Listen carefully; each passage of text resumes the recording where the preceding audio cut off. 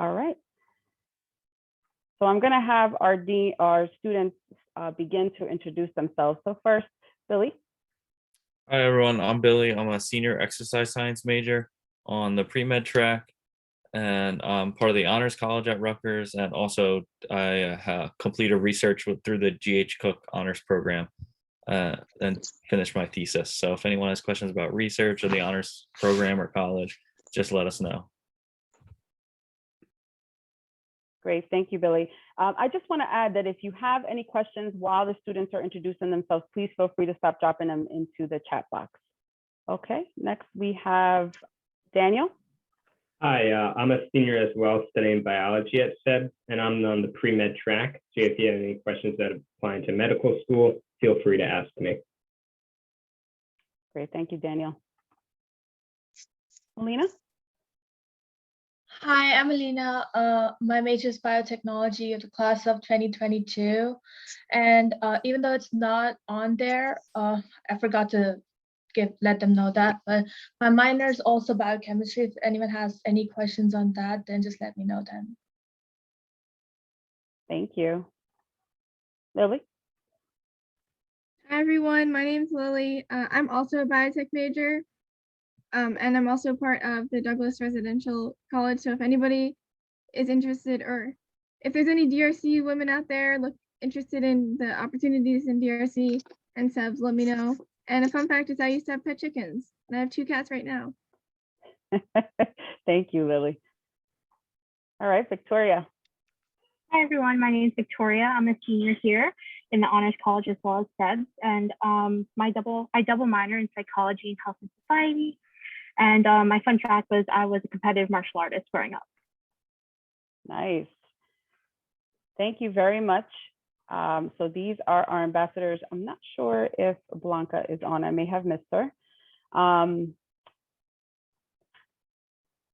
now we actually, if you have any questions that you either would want to unmute yourself to ask, or if you want to drop it into the chat, this would be the time that you could ask it.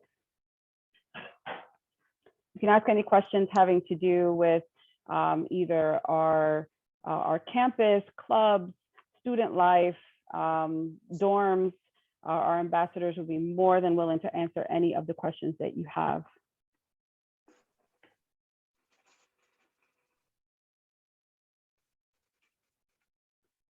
Okay, so we have a message here or a question. How are classes and professors, are you able to speak to?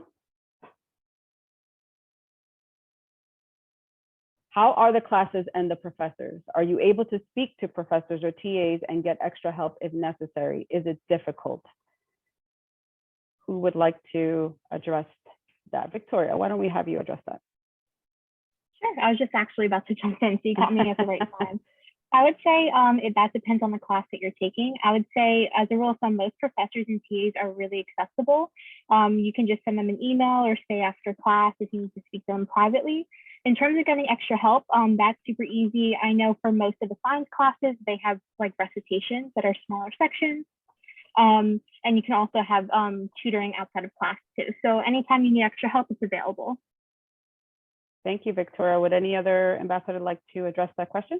Yeah, can I also jump on? Sure. So Rutgers also has this really great opportunity. If you want help with classes, we have learning centers and we have them on every campus, and you don't have to be like, if you live on Coke, you can go to any learning center, even if it's on Bush or College Ave or Livingston. Just because where you live or what school you're in doesn't like dictate which learning center you can go to. You can go to any of them, and they'll have tutors for specific courses for basically every hour of the day. And not only can you get help from the tutors who have taken those classes and know the professors and have worked with them, but also you can form your own study groups within the people that are at the Learning Center. So when we were on campus, I used to go to the Learning Center a lot, and I would make a lot of friends and study buddies through the Learning Center. So that's another great way to get help in your classes. Great, thank you, ladies. So we definitely have a lot of opportunities to be able to tap into extra help, the professors, as well as the resources that we have on campus. Okay, so here is another question. I am in the SEBS Honors College and I'm wondering how that differs from the regular SEBS experience. Is anyone here part of the SEBS Honors College? Yeah, I can jump in on that one. All right, Billy. So the SEBS has both the honors college and honors program, which are like very similar in their requirements.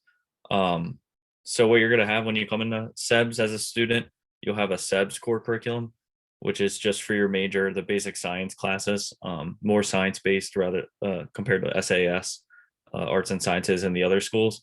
And then you'll also have certain requirements for the honors college to fulfill, including SEBS specifically favors more research credits. I think it's 15 total, and as well as some honor seminars. I think it didn't really change. It only bettered my experience at SEBS.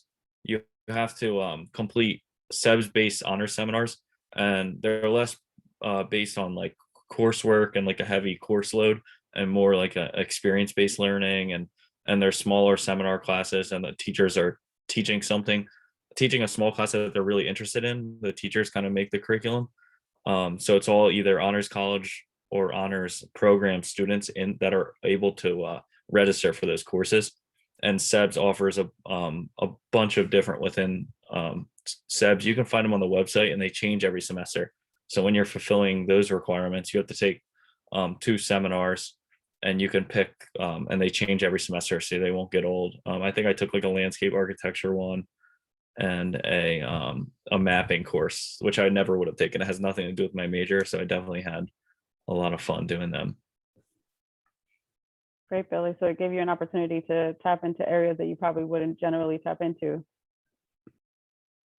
Anybody else want to address that specific question? Victoria, I thought I saw you shaking your head yes when that question. How does it differ from, how does the honors college experience differ? Sure. I don't know if Billy touched on this, but if you're in the honors college compared to the honors program, you live in the honors college building, which is located on College Ave, while the honors program housing, I believe, is on Cook campus. So that's one of the major differences between your first year. And I know Billy touched on this again, but they're very similar requirements. Either way, you're in an honors program. So it's very much like very minute details and differences between the two. So Billy touched on most of them. So he did a good job. All right, perfect. All right, so I see Dean Richardson actually did address this question already, but there was a question regarding the public health major at SEBS and Blousing, and they are the same major. We do have another question here specific for, just trying to go back here.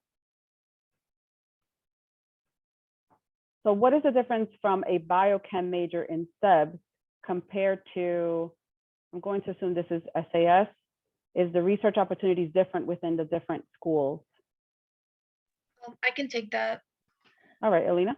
For the most part, they are the same. I guess the only difference you have is like in your the major diploma that you would get, maybe you'll have like a different title or like a BA or a BS or something like that. But for like in terms of coursework, I think it's basically the same major, because most of the people that I've like met during my time here as a biochemistry minor, I think like people can take classes from different schools and do different things. So I think most of the classes are basically the same, and the professors are technically the same also. So the research opportunities and classes, everything is basically the exact same thing. You can go to different professors and get research from them and do whatever you can do. So yeah, they're basically the same thing. Thank you, Alina. Okay, how does having a major, and this might be for our deans, how does having a major with a concentrated track work? I am interested in computer science, but want the pre-dental track. I'm happy to speak to pre-dental, though I know we do have students here who are pre-med or pre-dent. Some of the tracks are formal tracks. So for instance, our biotechnology major does have a bioinformatics track within the major. that does require some computer science courses as part of the track. So some of you may find that the major you want offers you a number of different areas of focus that you can choose. There are also tracks that are not tracks. So pre-dent, pre-med are intentions. They're kind of areas of courses, but they're not specific things that you have to do.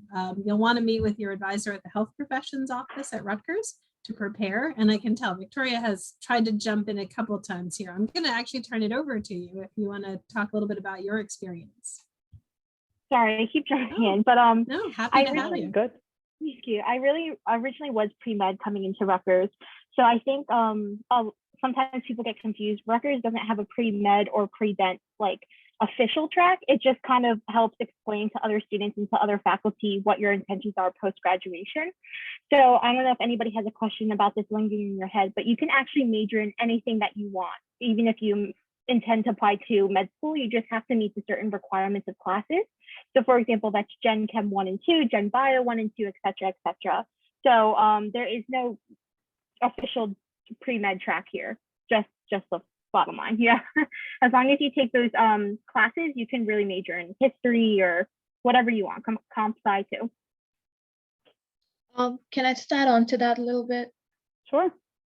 So I think that when you meet with your advisor, like if you decide to join SEBS and once you meet with your advisor for the first time and just letting them know that, this is what your intention is and this is what you would like to do with like your degree, like afterward, then I feel like it's a lot more helpful than to just, go by it yourself, because they will really like know resources and, know people that you can meet and talk to about certain things. So yeah, so just let the advisors know what you want to do, and then it's going to be a lot more easier that way.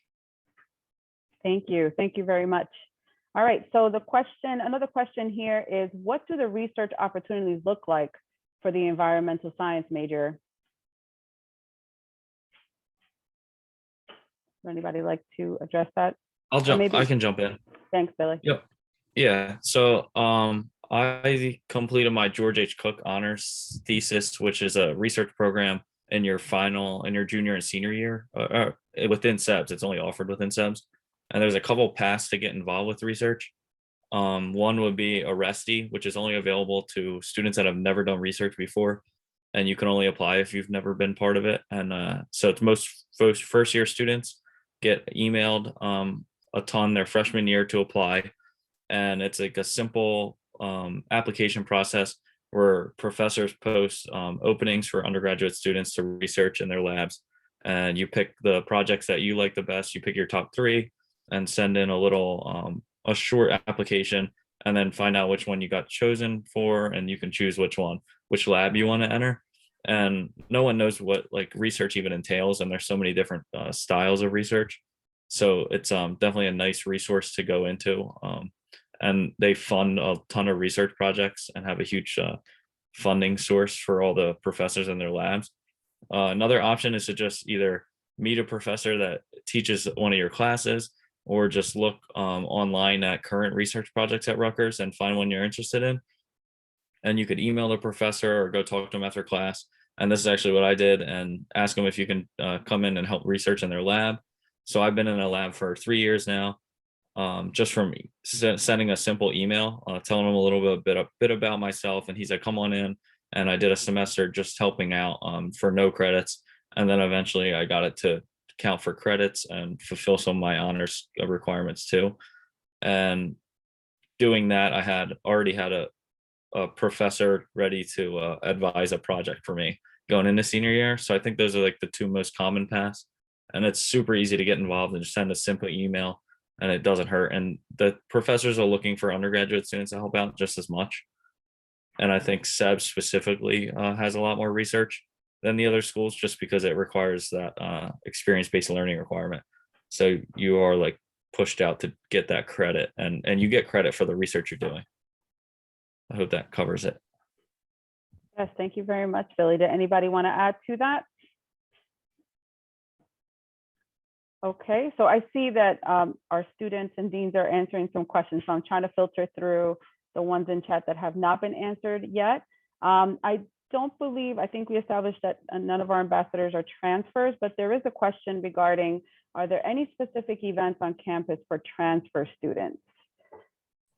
I answered a little bit in the chat, and what I want to do is turn that around and say one of the things that transfer students absolutely have to do is go to the student involvement fair at the beginning of the semester, and I'm going to turn that over to the students because they can tell you more about how amazing that is as an opportunity to get to know all of your extracurricular opportunities at Rutgers. So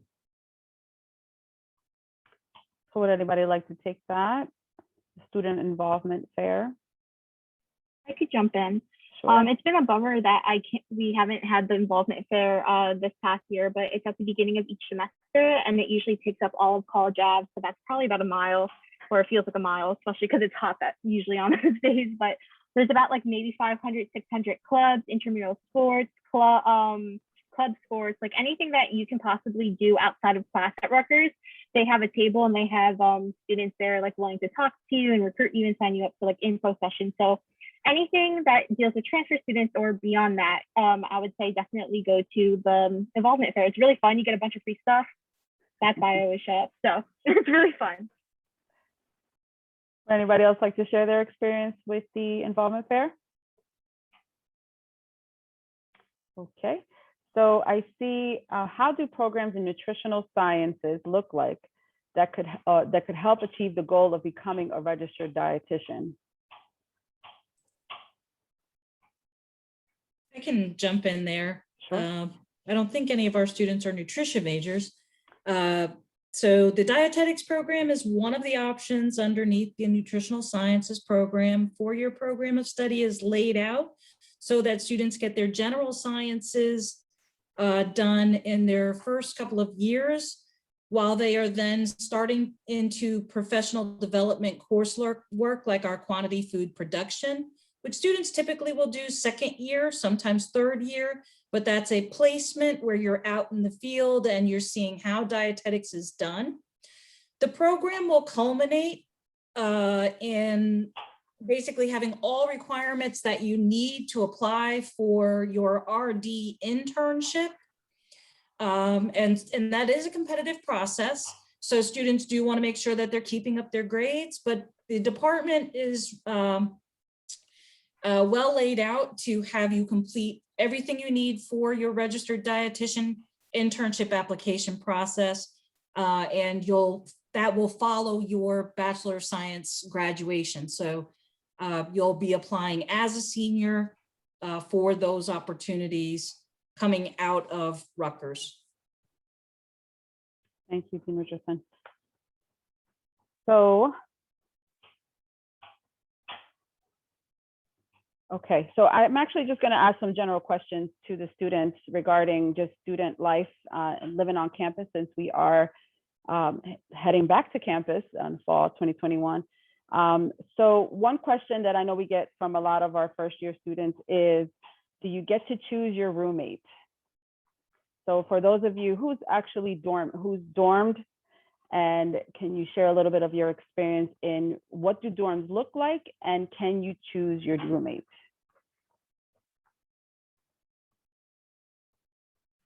Well, I guess I can talk about this. So yes, you can choose your roommate. There's lots of Facebook groups out there that, like, over the summer it'll be like, hi, my name is insert name here. I'm like, this is my major. These are things I'm interested in. So I know a lot of people find roommates that way. Personally, I went random with my roommates and I had a great time. I'm most close with the latest roommate I had, which was junior year. So 2 years. Okay, the pandemic is really confusing, but like before the pandemic. And I really like her. She's having fun. She's out on a cow farm right now. She sends me pictures of cows all the time. It's fantastic.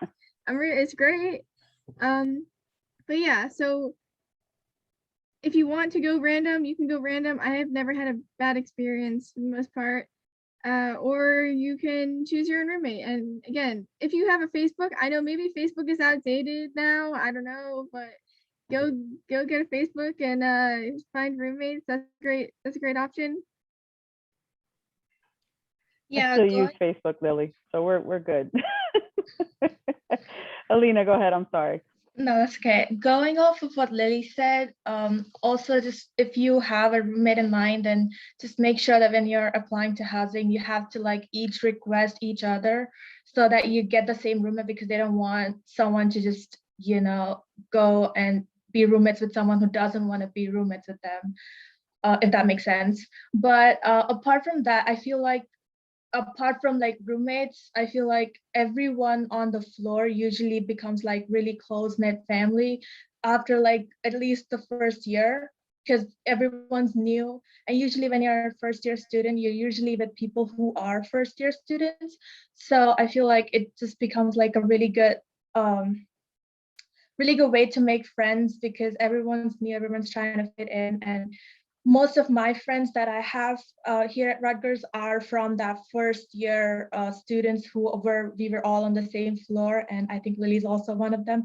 But but yeah, apart from that, yeah, that's what I was gonna say. Also, if you're in a specific living learning community, it's a lot easier to make friends because you'll generally have the same classes with other people. And so you can like walk with them to class or like study with them. And for Sedona's question, living on Cook is not difficult for meeting people or getting to classes on other campuses, I would say. Most of my friends are from Cook. I've met most of people on Cook. In terms of getting to classes, a lot of science classes are on Cook. We also have Harvest, which I don't know when it's going to be open, but you should go to Harvest when it opens. And there's buses if you want to go to other campuses. Once the bus system seems daunting at first, but once you get the hang of it, then you're a master and you can go anywhere in Rutgers. I have never had an issue by going from living on Cook to going to other campuses. Like I've never had that problem. I know a lot of my friends from other campuses are always like, oh, Cook is just so isolated, blah, blah, blah. But I have never had an issue with any of the buses, any of the systems, like where I live. It's not scary. There's no problem with whatever. Also, not to be biased or anything, but Cook is the prettiest campus. Like I go to Cook like every single day for the lab that I'm in, and I get to see all the trees, and sometimes I get to see geese and flowers, and the farm. We have the farm. I go visit the pigs all the time. It's fantastic. They're so cute. There's also horses. Farm. Thank you. So along those lines, who out of the ambassadors have lived off campus? So could you speak to that experience, Billy? Yeah, I can talk about. Oh, sorry. I'll go real quick. You can go ahead. Yeah. Perfect. So I lived on College Ave my freshman year in the Honors College. You're required to live there, and then all the other years I've actually lived off campus. I've been on College Ave off campus, but not in Rutgers dorms or apartments. I personally enjoy. I met all my friends freshman year through the Honors College, like my dorm living and friends on other floors and other dorms on College Ave. And then all the friends I have now and see now are from that first year living on campus. But you're able to like get a house with friends or an apartment or however more a living style preference, I'd say. Being able to cook if you're more so cooking, or if you're in the dining hall, I'd say you can always the dorm is more set up for that. But I definitely haven't found any problems or issues with getting around. I don't live far off campus at all. I walk everywhere. It's the same distance I walked when I lived on the dorms.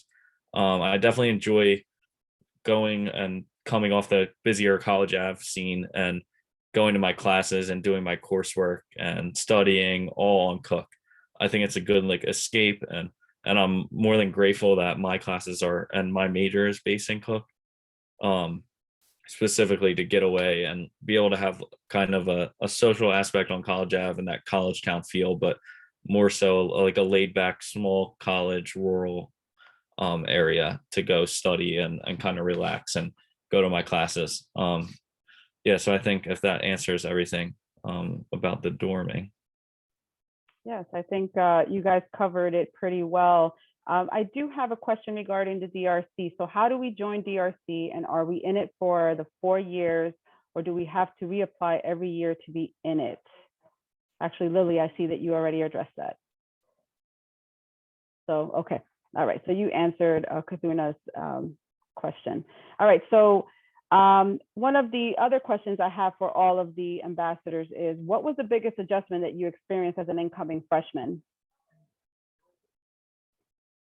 I can answer that question. I kind of felt like it was the amount of time I had, in the sense that I wouldn't say college is an easier experience than high school, but the difference is that you got to learn to manage your own time.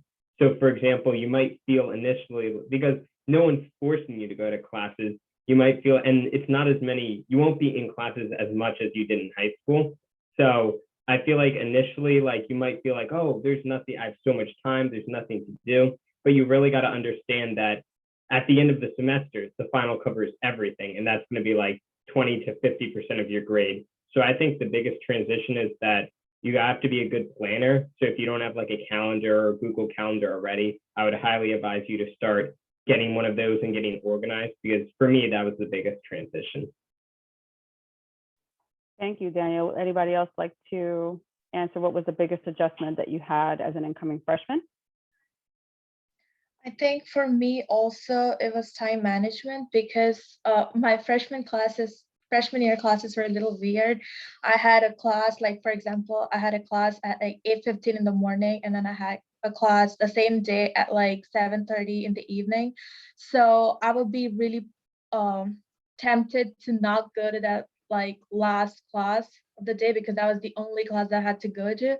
And then I would be really like tempted to not go, but I would highly recommend everyone to go, because you do suffer if you don't go to class. And a lot of the times, I don't know, but like later on in your coursework, like maybe third or fourth year, professors do pay attention to who comes to class. And then, you know, it's just a good way to like connect to the professor to go to class and, you know, be there when they see you. Thank you.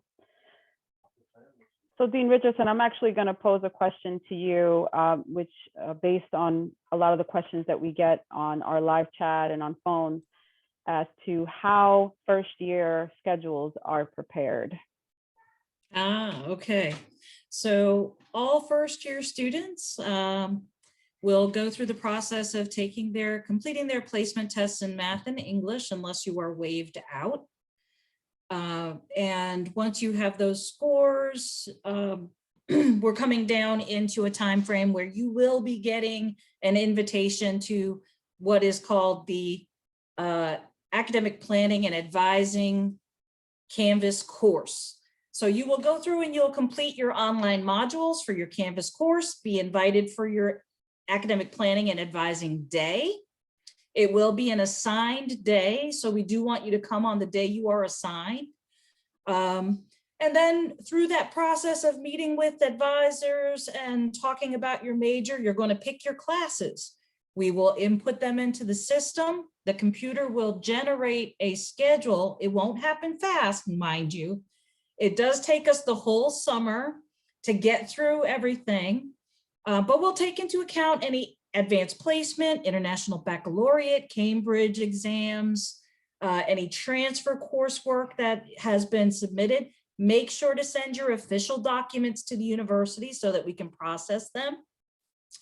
And we will make those course adjustments throughout the summer, as basically we want to be including courses that are major required, your math, your English, and then probably 1 or 2 core courses.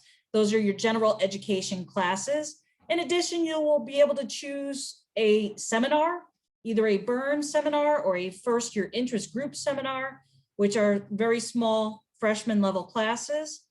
And all told, you're going to have about 14 to 16 credits, 4 primary academic classes, maybe 5, and then a seminar. So we want to keep you sort of in that sweet spot. We will automatically put you into your honors required courses. We will automatically put you into any course that is required for a learning community that you join, whether it's Douglas Residential College or Weather Watcher program or Health and Medicine Discovery House will make sure that you have the appropriate classes for your learning community. August 20th, you get to see your schedule. And then starting on August 25th, you get to change your schedule, which we don't encourage, but that's okay. We'll get there eventually, but that's how the schedules are prepared. Thank you, Dean Richardson. So I'm seeing a couple questions come in regarding how classes, and this again may be something for our deans, how classes are going to be looking this semester with operating, how will they operate, in person, online? There's a couple questions that have come in regarding that. I'll jump back in again because I've been doing a lot of looking at all of this. Our classes at the university are going to be offered in multiple formats. We will have some in-person classes. We will have some completely online and synchronous classes, meaning they meet particular days and times, but online. We will have completely asynchronous online classes. You finish them as you go through the day. And then there will be what are called hybrids, where you'll have 1 or 2 meetings during the week on campus, and then 1 or 2 meetings online. So students, you might be able to give a little bit more information or some idea about what that might look like in terms of your experience with the classes. Yes, who can share their experience regarding actually this past semester, although they were all online. Just if you can share your experience, we really would appreciate it. Well, most of my classes are asynchronous currently, as I'm sure a lot of people have been dealing with. I have one kind of hybrid class-ish. I say ish because it's a lab class, so I go in for the lab, but the lecture portion of the lab is asynchronous when you want, so it's kind of hybrid, but not really hybrid. But yeah, so I forget who was talking about it before, but big time management. When you go to college, there's a big adjustment in how to organize your schedule and how to plan for your classes. And through the pandemic, it has been that much harder because for me, I'm used to associating specific rooms with like material. So when we were in person and I would go to my microbiome classroom, I'm like, okay, so we did metabolism last class, so we're doing metabolism again today. Whereas when I'm sitting in my desk now, all I see is my computer and I'm like, what did we learn? I need to go back and read my notes again. I also forgot where I was going with this, so I apologize. But oh yeah, hybrid classes. Okay, I'm just gonna, yeah, if you have any other questions, just put it, yeah, okay. It's okay, Lily. Would anybody else like to share their experience with the online classes this past semester or hybrid? Yeah, I can add to that. This kind of ties into what Daniel and Alina were saying earlier about time management. I knew that the lab work for my thesis this year would take up a lot of my time. It's super demanding since it's all behavioral work. So I specifically chose for all my classes to be asynchronous so I could do it on my own time. So for example, I'm sitting in my lab now. So like if I have time in between tests, I can do a little bit of work, or if I want to do it at 1 a.m., I can do it, or 3 a.m., I can do it. So you kind of have to know how your personal work style is and how you best get work done, and also reconcile that with any of the other responsibilities you have, and then choose your schedule based on that. So you have a bunch of freedom that you can customize to yourself. Great, thank you so much, Victoria. So I'm just gonna also put another question out there that's not on our chat. What are some of the clubs that you're able to get involved with on campus?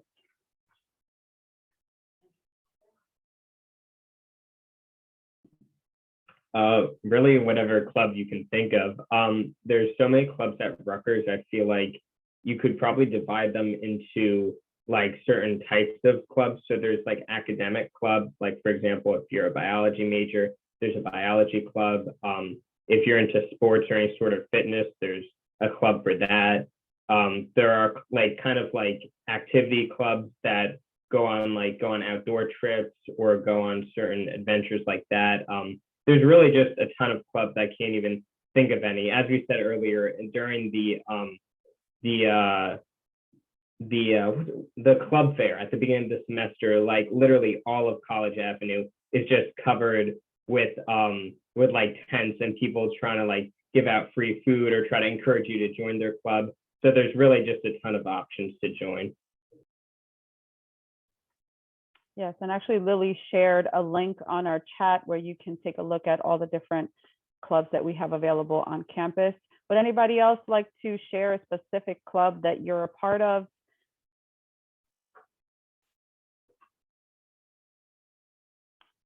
Okay. I saw a question on our chat regarding meal plans and when they can be selected.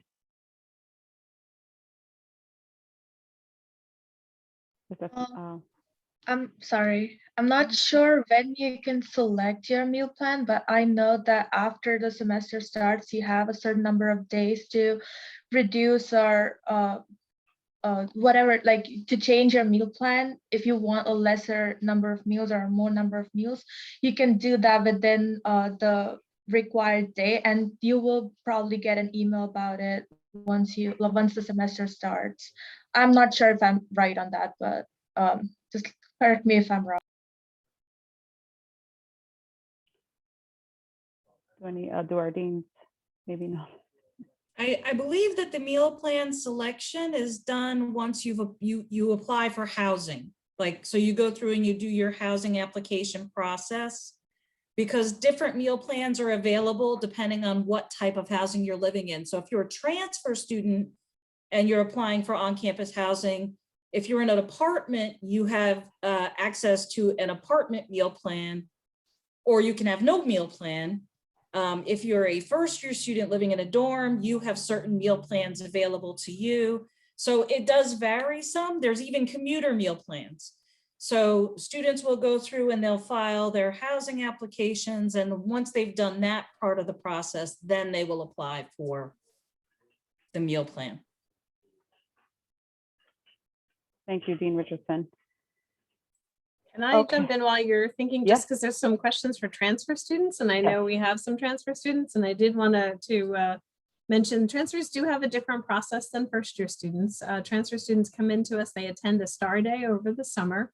At that day, they meet with their faculty advisors, and they start registering themselves on that day. So they do, there's a lot more, transfer students already are bringing in credits, they're already on a path, so they have a lot more control right away with creating their schedule. But we try to support them in figuring out what the next courses are, how their transfer worked, what things still need to be evaluated. So the STAR Day in the summer is going to be the big component for our transfers. Once you've accepted to us as a transfer student, usually a week or so later, you have access to the My.Rutgers dashboard, and you will see the link on the dashboard to connect with us to schedule the STAR Day and all of the other components. I noticed too, there was a question about for transfers taking a summer class. What I would ask anyone in that situation to do is to reach out to us at the transfers@sebs.rutgers.edu email, because I'd like to have us have a chance to look at what you've taken and make sure that anything you want to take in the summer will fit your program, will be transferable, will really help you make progress. So reach out to us there and let us know what your thinking is, and we'll definitely work that out with you. Thank you, Dean Traxler. So one of the questions that we have on here, and I'm not sure if one of the student ambassadors will be able to answer this, but is campus emotional support animal friendly? I'm not sure if the question is, for example, an ESA dog. Will any of our students be able to address that, or? I know that in my sophomore year, the girl that I lived next to had an emotional support cat, but I don't know the process. I'm sure if you could have an emotional support cat, you would also be able to have an emotional support dog. So, but I think, I'm not really sure who would go to contact. Maybe the housing, I'm not sure. I think in those kinds of situations, it's also good to work through our disability support office. So ods.rutgers.edu, which I'll put in the chat, but any kind of issue where there's an emotional support animal or anything else where you know that you want to connect into Rutgers services early to make sure that you're getting accommodations you need or anything else to really help you succeed at Rutgers, I always recommend going to ODS and connecting with a counselor there who will help you with things if you need to connect with housing or you need special times or, you need to make a schedule that works with your particular needs. Okay, thank you. So a question to our ambassadors is, as these students are still deciding, we would love to hear what made you choose Rutgers?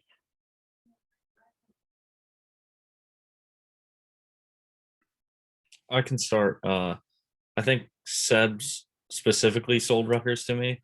All the colleges I looked at were actually smaller colleges, and that's what I was aiming to start doing, and look at these smaller colleges. And Rutgers was the last school I looked at, and it's a large school, but I went to all the SEBS open houses and things, and it was really that small school I was looking for with all the resources of a large school. And that's always what we refer to it as. It's that small school in a much bigger school. So you have the resources and the funding for research and the big school feel in sports and the college ave, the kind of college town that you need, but it has all the other campuses and options to find your community at Rutgers. And I think that really sold it for me, was being able to have the small school and the large school feel.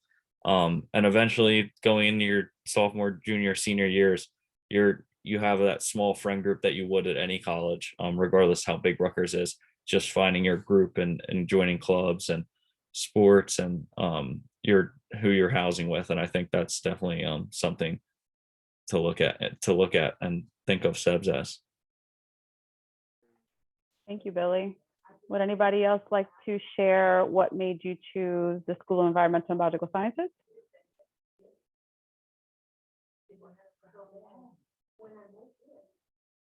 I can go for Rutgers in general, and then I'll go into SEBS.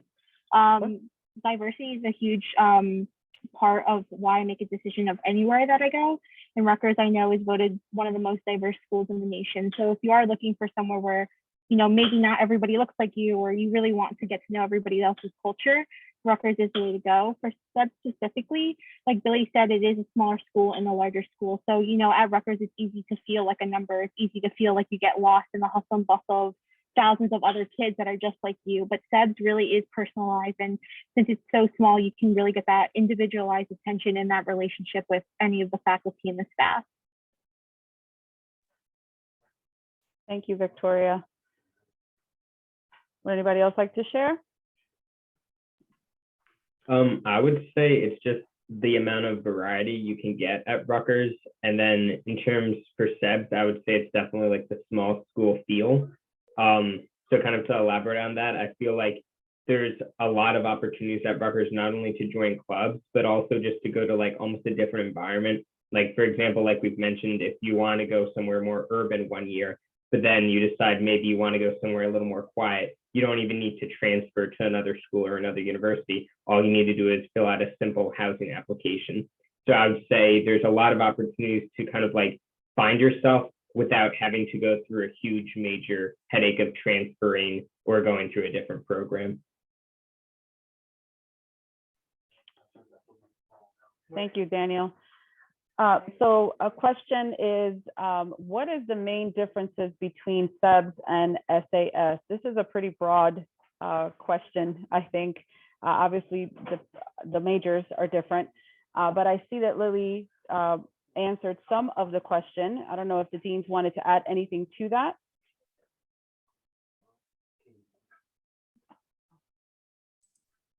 I was going to let Dean Traxler jump in first, but I'll go ahead.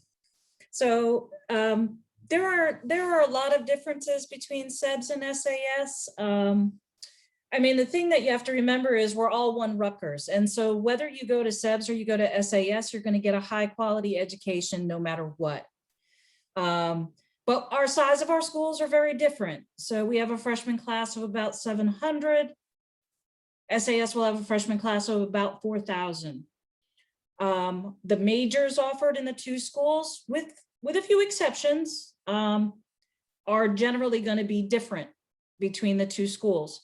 But Rutgers has a very open system. So as long as you have one SEBS major, you can take classes, you can take a minor, you can take a second major through the School of Arts and Sciences. And for the most part, that's true in the other direction. There are a few limitations, so it's not completely wide open, but there's a lot of opportunity for mixing and blending. We have our own faculty, our own dean staff that serve our students at our school. We are, as I think it was Billy talked about, and well, a few of our students talked about actually, how we are this very small community, but we have the full resources of a really large research institution, you know, including all of the fun things of Division I sports and our Big Ten programs. But Big Ten is also academic, and it does stretch across the whole university, opportunities for summer research and internships at any Big Ten school. So you have this nice small community within SEBS, opportunities to really get to know your peers, your faculty. We have a two-tiered advising system where every single freshman is assigned to a first-year advisor when they enter. They work with that person through their first year while they're solidifying their plans for their major. And then you move into your upper tier advising.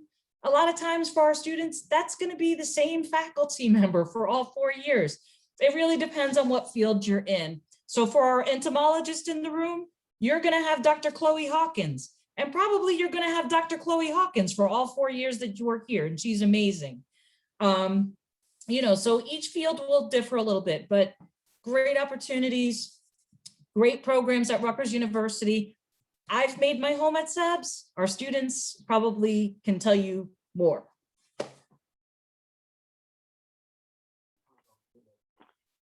Thank you.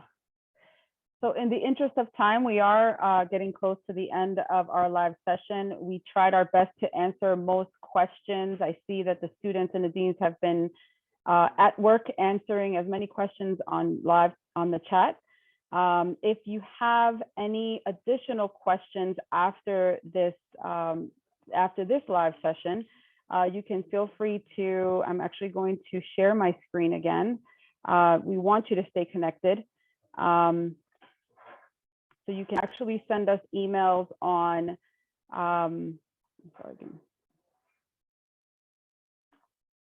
prospective@sebs.rutgers.edu for any lingering questions that you may have after this session. We hope that our students were able to answer most of your questions on this chat. We do encourage you to follow us on Instagram. We also have a couple of virtual tours and information sessions still available until the end of the semester. So feel free to sign up for one of those to get more information. We do have a live chat feature on our website at sebs.rutgers.edu, where you will always get a staff member as well as a dean to ask any questions. You do not need to be committed to us to get information.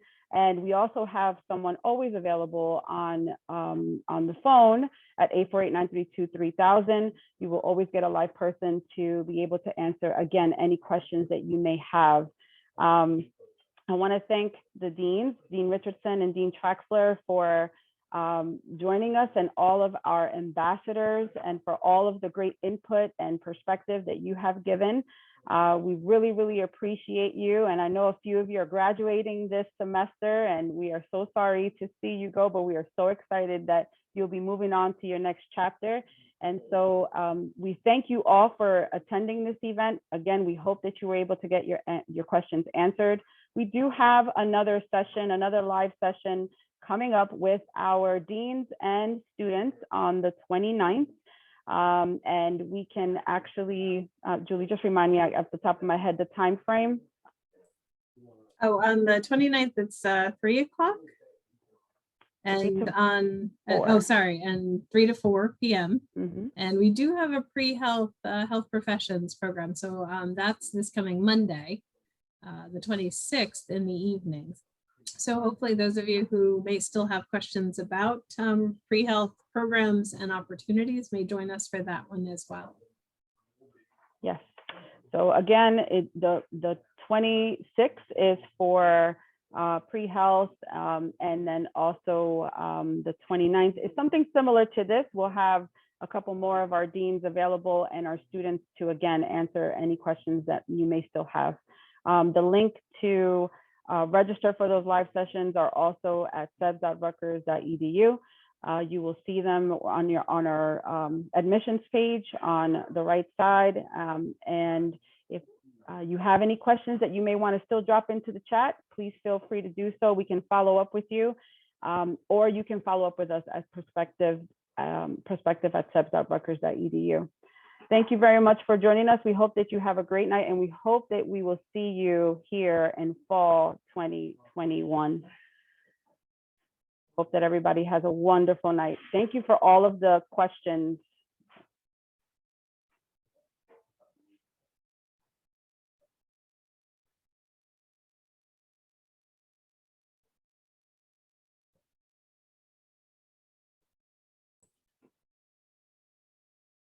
Looks like we had a last question about whether it costs more to have Yeah. a major and minor in separate schools. There's not a difference in the cost. When you pay full-time tuition, you pay full-time tuition for all of the courses you're taking.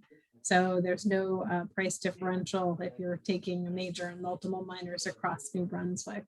Sometimes labs have additional costs just that are associated with the labs, but that's a different question, a different situation. Thank you, Dean Traxler. Have a wonderful night.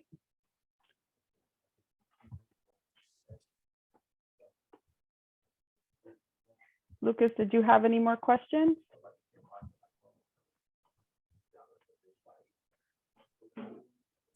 Colson?